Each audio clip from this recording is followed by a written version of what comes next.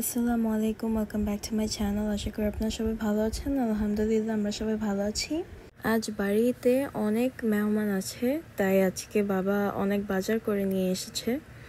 বাজার থেকে ইলিশ মাছ, তারপর চিংড়ি মাছ, এগুলো সব কিনে এনেছে, আর এগুলোই এখন পরিষ্কার করে কাটা হচ্ছে। আজকে অনেক ধরনের রান্না হবে, সো আপনারা পুরোটা ভিডিও দেখতে থাকুন উইদাউট স্কিপিং।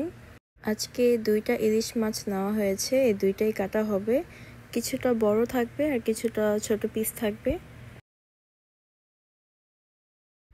এখানে আন্টি সব ইলিশ মাছগুলোকে কেটে নিয়েছে। টাটকা ইলিশ মাছ কাটা, এটা দেখাটা আলাদা একটা মজা, কারণ আমরা এখানে নিউ ইয়র্কে টাটকা ইলিশ মাছ এতটা পাই না, সবগুলোই ফ্রোজেন থাকে। সো আমরা ফ্রোজেন কিনে ফ্রোজেনটাই কাটি, আর এখানে বাংলাদেশে টাটকাটা পাওয়া যায়। তারপর তো খালামণি জাম্বুরা নিয়ে এসেছিল আমাদের জন্য, সেই জাম্বুরা একটা নিয়েছি কাটার জন্য। রিয়া এখানে জাম্বুরাটা কেটে দিচ্ছে সবার জন্য। জাম্বুরাটা অনেক লাল ছিল, এটা খেতেও অনেক মজা ছিল। তারপরে তো বড় চাচি এখানে কিচেনে রান্না শুরু করে দিয়েছে। এখানে এখন চিংড়ি মাছের ভুনা হচ্ছে। এই চিংড়ি মাছগুলো বাজার থেকে টাটকা আনা হয়েছে। এটা রান্না করা একটু ডিফারেন্ট হয়েছে আমাদের থেকে। আমরা সবসময় মাছগুলোকে ভেজে নিই, তারপরে রান্না করি, কিন্তু এটা খেতে অনেক মজা হয়েছে এইভাবে করে। সাথে ভাত বসানো হয়েছে পাশে। আর তো বাংলাদেশে আসার পরে থেকে এইখানে অনেক বৃষ্টি তো থামেই না, প্রতিদিনই বৃষ্টি পড়ে, তাই বাড়ি থেকে এতটা বের হওয়া যায়নি আমাদের। এখানে চিংড়ি মাছটা রান্না করা হচ্ছে। আমি তারপরে উপরে গিয়েছি আমার বড় চাচিদের ঘরে। এখানে স্নিগ্ধ আর মুগ্ধ খেলা করছিল, ওদের সাথে বাকি বাচ্চারাও ছিল। মা বাংলাদেশে এসে তো বিছনা থেকেই উঠতে পারে না, আজকে তারপরও উঠেছে রান্না করার জন্য। আজকে হচ্ছে সরিষা ইলিশটা প্রেপ করে নিচ্ছে। তো পেঁয়াজ কুচি দেওয়া হয়ে গেছে, সাথে সরিষা বাটা, এগুলো সব আন্টি বেটে নিয়েছে। সাথে এখানে কাঁচামরিচ বাটাও আছে, দিয়ে দিচ্ছে পেঁয়াজ বাটা, হলুদের গুঁড়ো,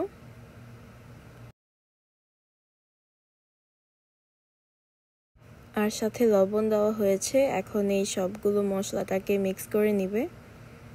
সরিষা ইলিশ ভালো করে রান্না করতে হলে আপনাদের এই মশলাটা ভালো করে মিক্স করে নিতে হবে, ঠিক এইভাবে করে।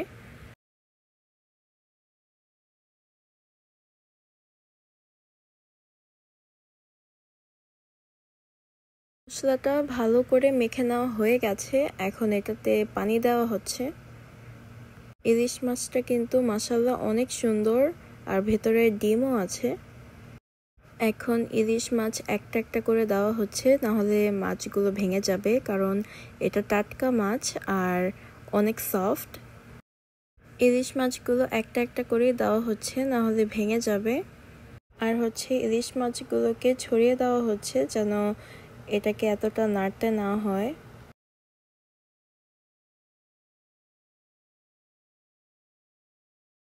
এখন এটাকে একটু ভালো করে এভাবে করে মিক্স করে নিচ্ছে। সরিষা ইলিশটা প্রেপ করা হয়ে গেছে, এখন এটাকে চুলাতে বসিয়ে দিবে। জাম্বুরাটাও ছুলানো হয়ে গেছে, এখন এটা সবাই এনজয় করবে। তারপর আমি ঘরে যেয়ে দেখি 2 ফুপুরা একসাথে গল্প করছে। ফুপুদেরকে বললাম যে জাম্বুরা খেতে, সবার সাথে, কিন্তু বলল যে খাবে না এখন। এই ইলিশ মাছটা চামচ দিয়ে নাড়া হবে না, এটা এভাবেই রাখতে হবে। আসলে আজকে বাড়িটা অনেক খালি ছিল, কারণ সবাই ঘুরতে বের হয়েছে, ইভেন মেহমানরাও বের হয়েছে বাহিরে ঘুরতে। সো আমরাই ছিলাম বাড়িতে, আর বৃষ্টি পড়ছিল, তাই ভালোই হয়েছে আজকে বের হইনি। এখানে আলাদা করে ইলিশ মাছ ভাজা হচ্ছে ফুপুদের জন্য। ফুপুরা জাম্বুরা খাবে না, তাই আমি চানাচুর এনে দিয়েছি, আর এখানে ভাবি আর স্নিগ্ধও আছে তাদের সাথে। সবকিছুর পাশাপাশি আমাদের মিষ্টি কিছু খাওয়ার ইচ্ছে ছিল, তারপরে মা বলল ফ্রিজে কেক আছে, তাই কেকটাকে কেটে আমরাও খেয়েছি আর সবাইকেও দিয়েছি। আজকের লাঞ্চের মেনুতে যা যা ছিল আপনাদেরকে দেখাচ্ছি। চিংড়ি মাছ ভুনা সাথে চিকেন, এটা প্রতিদিনই থাকে। এখানে হচ্ছে সরিষা ইলিশ, অ্যান্ড সিন্স বাসা আজকে খালি ছিল, সব বড়রা বসেছে খাওয়ার জন্য।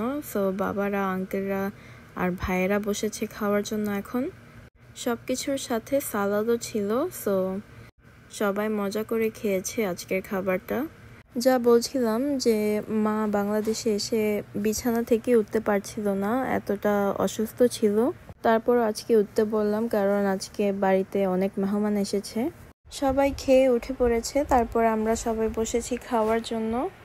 এখানে চাচিরা, তারপরে ভাবিরা, তারপরে হচ্ছে খালামণিরা সবাই একসাথে বসেছি খাওয়ার জন্য। ফুপুরাও আছে এখানে।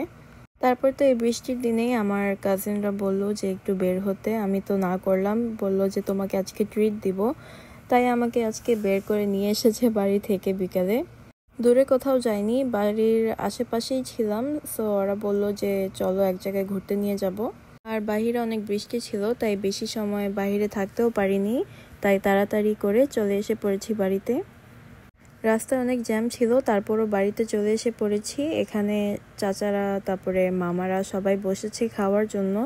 সব ভাইয়েরাও আছে। এই বাংলাদেশে আসার পরে আমরা সবাই সকাল, দুপুর, বিকাল, রাত সব সময় একসাথেই খেয়েছি। খাওয়া দাওয়া সবারই একসাথে করা হয়েছে। এই জিনিসটা তো আর আমেরিকাতে পাই না, কারণ সবাই কাজে ব্যস্ত থাকে। আর আমাদের শনি রবিবার ছাড়া আমাদের সবাই কাজে থাকে, তাই বাড়িতে একসাথেও খাওয়া হয় না। এখানে সবার সাথে বসে একসাথে খেয়েছি, আমার কাছে অনেক ভালো লেগেছে। সবাই ডিনার করছে বড় রুমে, আর এখানে ভাবিরা আর বোনেরা বসে খাচ্ছে। ভাবিরা শরম পাচ্ছিল, তাই আলাদা বসে খেয়েছে। আর আমি যে একটু ভিডিও করে নিলাম। এত সুন্দর ভাবিরা মুখ ঢেকে রাখলে হবে? তারপরে বাড়ির সবাই বসে খেয়ে নিলাম। আমি আজকে ডিনার করিনি, কারণ আমি বাহির থেকে খেয়ে এসেছি।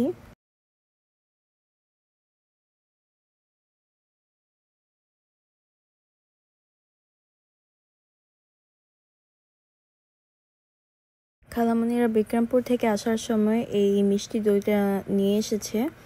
আজকে সবাই মিলে এই মিষ্টি দইটা খাবো। বিক্রমপুরের দই, মিষ্টি সব কিছুই খেতে অনেক মজার।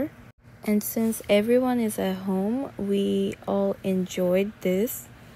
সবাই বাড়িতে ছিল, তাই বলল যে দইটাকে কেটে তারপরে সবাই খাই।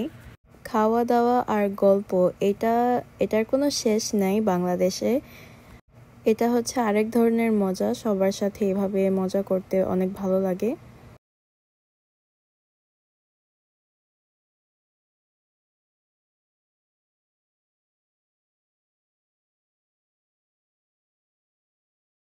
আমরা এখান থেকে ওয়ান টাইমের বাটিগুলো নিয়ে গিয়েছিলাম বাংলাদেশে, তো এটাতেই সবাইকে দই দেওয়া হয়েছে। তো মা এখন সবাইকে দই বেড়ে দিচ্ছে।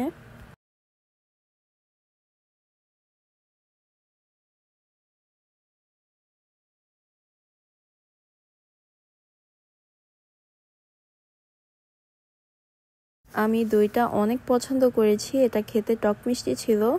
My favourite, it was really good. So ভাত খাওয়ার পরে সবাই দই খাচ্ছে একসাথে। আরেকজন এখানে বসে পুরো পাতিলাইটাই খেয়ে ফেলছে।